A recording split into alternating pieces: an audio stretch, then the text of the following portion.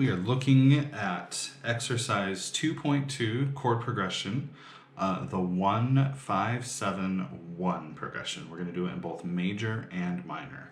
Okay, this is on page 13 of your textbook, and it starts in G major, so this is going to be fun. Instead of in C major, we're going to start in G major. That's going to be okay, we'll survive. We are looking at the 1 chord of G major, which is G. And then the 5 chord of G major, well, the 5-7 chord of G major, which is D major, plus that minor 7th up on top. Now, we are never, ever, ever actually going to play all 4 notes of this 5-7 chord. In fact, 9 times out of 10, we're going to play the root, the 3rd, and the 7th, because that gives us everything we need to understand the function of this chord. Also, there is only one time where we get to play it in this position. Most of the time it's in some form of an inversion. So here, right, we have D, F sharp, C. Or here, we have D, F sharp, and then the 7th C there, okay? This is just the nature of how we're dealing with playing this music, and remember that we're trying to keep the root, the tonic, in different parts of the hand there. So here's how I like to think about this. Again, our left hand is just playing the root of these chords. 1, 5, 1. We're going to start with putting the root in our 5th finger in the soprano part, if you will. 5th and 3rd down below that. Now, what's fun about this is that every single time, no matter what, the 5th of your tonic chord stays, okay? And then the 3rd of your tonic chord is going to go up a half step to become the 7th of your dominant chord. And then the root of your tonic chord is going to go down to be the 3rd of your dominant chord, or the leading tone of the scale, right? So you get this.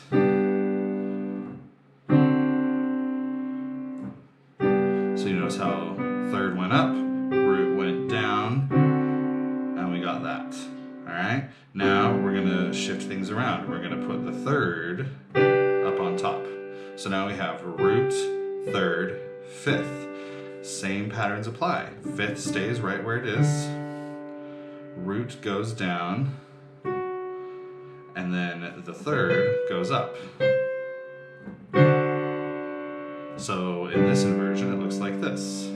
And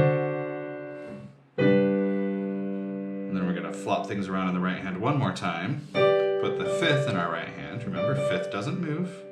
3rd goes up. Root goes down. So that last chord progression looks like this. So doing the whole major progression back to back, it looks like this.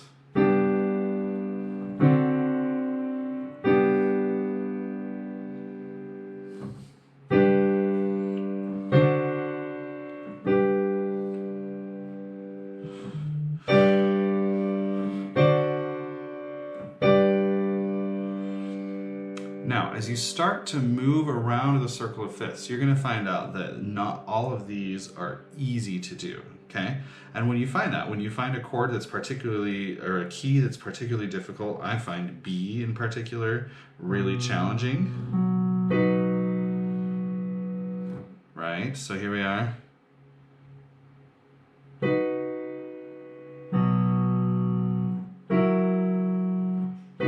If you're having a hard time with it, do it 3 or 4 times over and over again.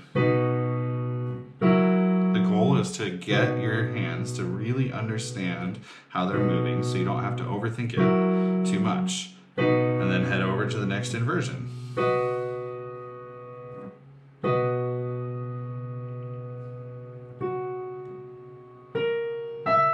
Right? I'm thinking through this. Now that I've got it, I'm going to do it a bunch of times.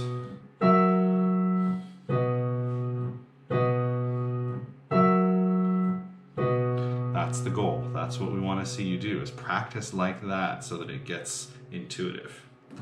Okay, so now looking at the minor version of this, okay? So now we're going from G minor in minor, and then we're going to the 5/7, which always has that raised third, which brings us a major 5/7. All right, so things, a lot of ways are very much the same. All right, 1 and 5 in the left hand. Now this time we have the right finger, or the 5th finger of the right hand, the soprano part playing our root, and then there we go. Same patterns apply, right? The root is going to go down,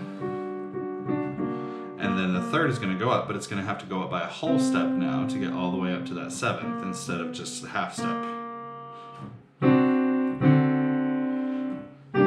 So that's how that looks. Then we flop it around. Same idea, our third went up a whole step, and our root went down a half step. Flop it around one more time.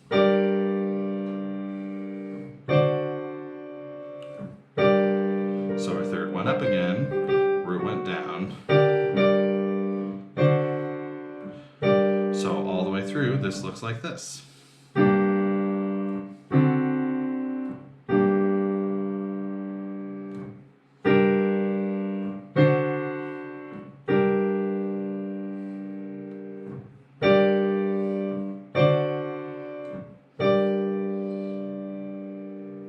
There you have it. We'll put 2 more videos up that show the major chord progression going around the full circle of fifths, and then the minor chord progression going around the full circle of fifths.